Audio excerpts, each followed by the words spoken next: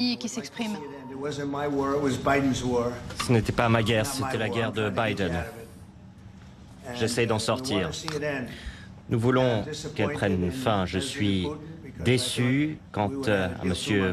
Poutine. On aurait pu faire un accord il y a 2 mois, mais ça n'a pas été conclu. Donc, il y aura des droits de douane secondaires s'il n'y a pas de réponse, des droits très sévères.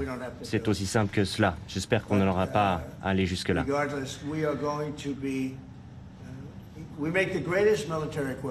Nous produisons l'équipement militaire le plus puissant du monde, les missiles, vous l'avez vu en Iran récemment, 14 bombes ont fait mouche, ensuite des hélicoptères qui ont tiré 30 missiles qui ont eux aussi fait mouche. Chaque cible a été atteinte. De 0 à 10, on dit que le degré de succès était plutôt un 15. C'était un franc succès, on peut le dire. C'était une opération très bien huilée, absolument incroyable. Nous avons reçu les pilotes la semaine dernière. Les pilotes nous ont dit nous avons pratiqué pendant 24 ans ces opérations. Ils y étaient prêts. Personne ne leur avait donné le feu vert. Ils ont pratiqué pendant 3 à 4 fois par an pendant 24 ans. Ils savaient qu'il faudrait un jour mettre un terme aux actions de l'Iran pour les empêcher de mettre la main sur la bombe nucléaire et les missiles balistiques. Nous l'avons fait avec succès. Nous produisons les meilleurs équipements, missiles et tout le reste. Les nations européennes le savent. Nous avons fait un accord aujourd'hui. Marc Rutte va en parler. Il y a donc un accord. Nous allons envoyer des armes et ils vont payer. Les États-Unis ne vont pas payer ces sommes.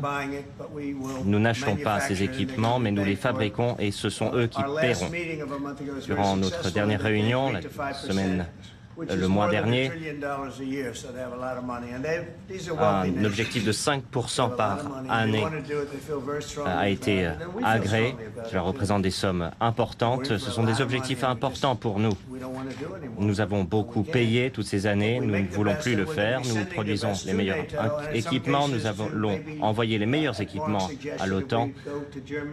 Et Marc a suggéré qu'il soit envoyé en Allemagne dans un premier temps, et ensuite cet équipement va être remplacé. Cela sera coordonné par l'OTAN. L'ambassadeur ici va prêter sa main à cette coordination.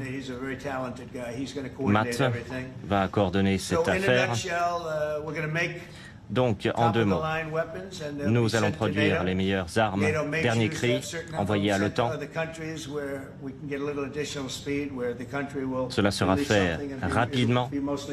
D'autres pays pourront prendre la main et envoyer leurs armes, et elles seront ensuite remplacées. Cet homme à mes côtés a une carrière incroyable avant le temps, et il fait maintenant un travail fantastique. Nous nous connaissons déjà depuis quelques mois. À vous, monsieur. Oui, c'est une grande annonce.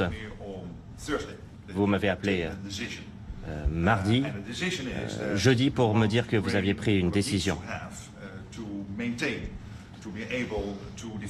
Vous me disiez que l'OTAN doit être capable de se défendre contre la Russie, mais que les nations européennes devaient payer. C'est normal. Cela fait fond sur le très grand succès du dernier sommet. Objectif à 5%, décision de défendre l'Ukraine, d'augmenter la production. Donc sur la base de tout cela, l'Europe prend le relais. J'ai été en contact avec de nombreux pays, l'Allemagne, la Finlande, le Danemark, la Suède, Norvège, le Canada et tant d'autres. Ils veulent faire partie de ce mouvement. Ce n'est que la première vague. Donc, nous allons travailler à travers le système de l'OTAN pour connaître les besoins de l'Ukraine. Nous en avons parlé ce matin avec le ministre de la Défense et au Pentagone. Les États-Unis vont garder les réserves pour se défendre, mais assurer également que l'Ukraine puisse se défendre en termes de missiles, munitions, défense aérienne, etc. Donc cela sera fait de manière accélérée et cela préparera le terrain des négociations en Ukraine. Je crois que c'est une excellente nouvelle. Merci, Monsieur le Président. L'Europe paiera, encore une fois. Et comme vous le disiez, cela veut dire que les pays vont transférer l'équipement rapidement vers l'Ukraine et les États-Unis vont remplacer ces équipements parce qu'il faut agir vite. Merci, Monsieur le Président. Excellent travail.